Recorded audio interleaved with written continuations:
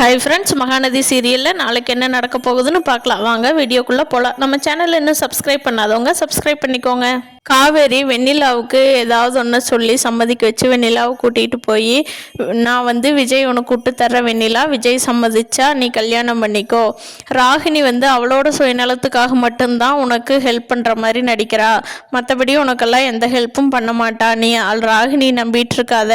எதனால் நீ ராகினி நம்பின அப்படின்னு கேட்குறப்போ வெண்ணிலா சொல்கிறான், அவன் என் கல்யாணத்துக்கு விஜயை சம்மதிக்க வைக்கிறேன்னு சொன்னான், அதனால தான் நான் ராகினி சொன்னதுக்கெல்லாம் ஒத்துக்கிறேன் அப்படின்னா.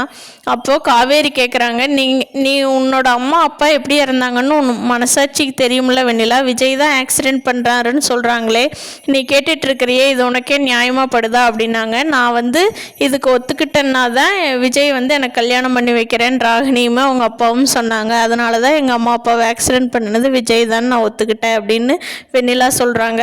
இதையெல்லாம் ரெக்கார்ட் பண்ணி வச்சுக்கிறாங்க காவேரி. நாளைக்கு போலீஸ் ஸ்டேஷனில் போய் ராகினி பேசுனது வெண்ணிலா பேசுனது எல்லாம் சப்மிட் பண்ணி விஜயை வெளியே கொண்டுட்டு வர போகிறாங்க. கண்டிப்பாக விஜய் வெளியே வந்துடுவார். அடுத்த நாள் போய் இதை போலீஸ் ஸ்டேஷனில் காட்டுறப்போ போலீஸ் இது நல்லா விசாரிச்சுட்டு விஜய் வெளியே விட்டுறாங்க. உங்கள் அம்மா அப்பா ஆக்சிடென்ட் ஆகினது உங்களுக்கு சந்தேகம் தானே, அதை நாங்கள் விசாரிக்கிறோம். இப்போதைக்கு விஜய் மேலே எந்த ஆட்சேபனையும் இல்லை, விஜய் நாங்கள் கூப்பிட்றப்போ வந்தாருன்னா போதும் அப்படின்னு சொல்லி வெளியே விட்டுறாங்க விஜயை. காவேரி ரொம்ப சந்தோஷப்படுறாங்க, தாத்தா பாட்டி எல்லாரும் சந்தோஷப்படுறாங்க.